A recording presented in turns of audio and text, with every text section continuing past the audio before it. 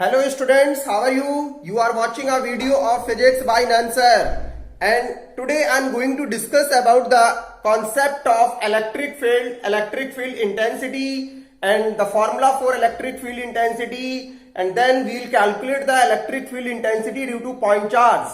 So please ready हो जाइए copy और पेन को लेकर और एक एक कॉन्सेप्ट को नोट करना नहीं भूलें.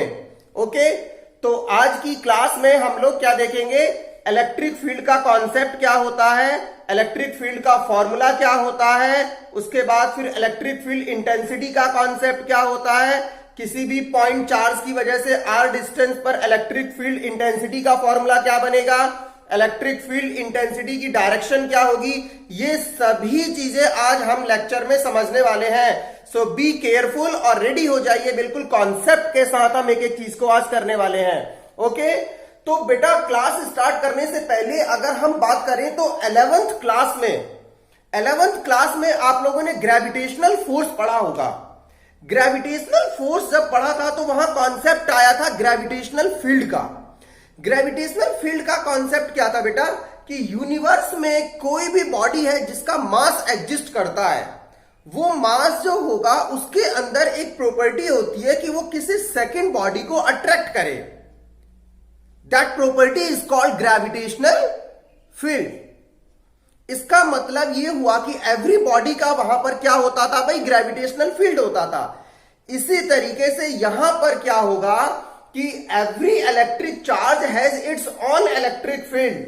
सभी चार्ज के पास अपना एक इलेक्ट्रिक फील्ड होगा. जैसे मैंने ये क्यू कूलाम का चार्ज लिखा हुआ है, तो ये क्यू कूलाम का चार्ज अपना एक इलेक्ट्रिक फील्ड जनरेट करेगा.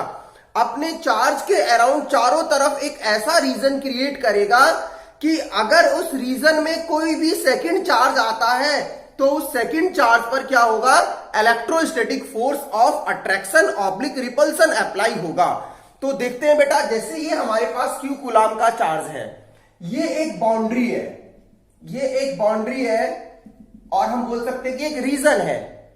इस रीजन में लाई करने वाला कोई भी चार्ज, जैसे मैंने यहां पर एक Q1 कूलाम का चार्ज प्लेस किया, तो इस Q1 चार्ज पर इलेक्ट्रोस्टैटिक फोर्स अप्लाई हो गया. किसकी वजह से, इस कैपिटल Q चार्ज की वजह से.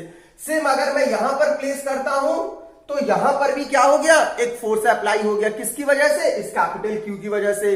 बट अगर मैं इस बाउंड्री के आउटसाइड प्लेस करता हूं, लाइक Q3 यहां पर मैंने प्लेस किया, तो Q3 पर कोई भी फोर्स नहीं लगता है. तो जब कोई भी फोर्स नहीं लगता, इसका मतलब यह हुआ कि इस कैपिटल Q चार्ज का इफेक्ट यहां तक नहीं पहुंच पा रहा है. इसका मतलब यह हुआ कि ये capital Q3 out of electric field है.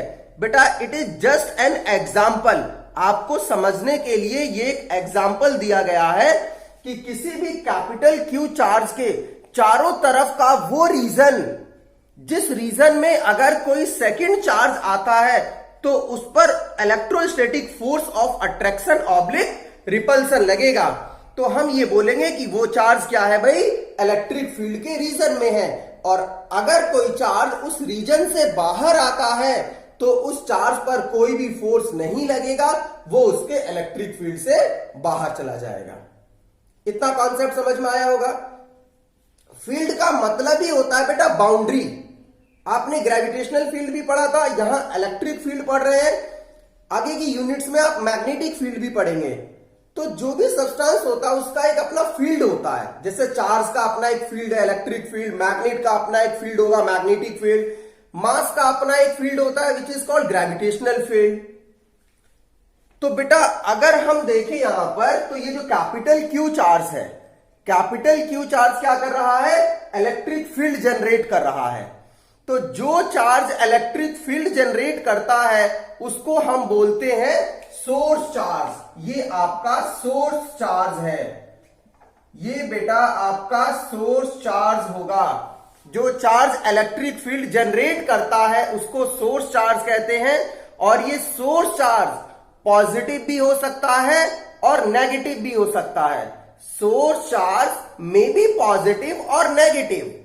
पॉजिटिव भी कंसीडर कर सकते हैं इसको और ये नेगेटिव भी कंसीडर हो सकता है.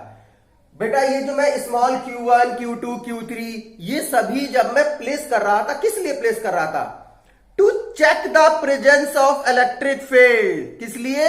ये जो सोर्स चार्ज है ये अपना एक इलेक्ट्रिक फील्ड जनरेट कर रहा है, इसकी प्रेजेंस को चेक करने के लिए मैं स्मॉल चार्ज प्लेस कर रहा था। तो ये एक तरीके से काम कर रहा है टेस्टर की तरह, जैसे बिजली चेक करते हैं ना भाई टेस्टर से, that's why it is called test charge. बेटा इसको क्या बोलेंगे हम लोग? टेस्ट चार्ज बोलेंगे। एंड टेस्ट चार्ज रेफरेंस के पॉइंट ऑफ व्यू से हमेशा पॉजिटिव कंसीडर किया जाता है।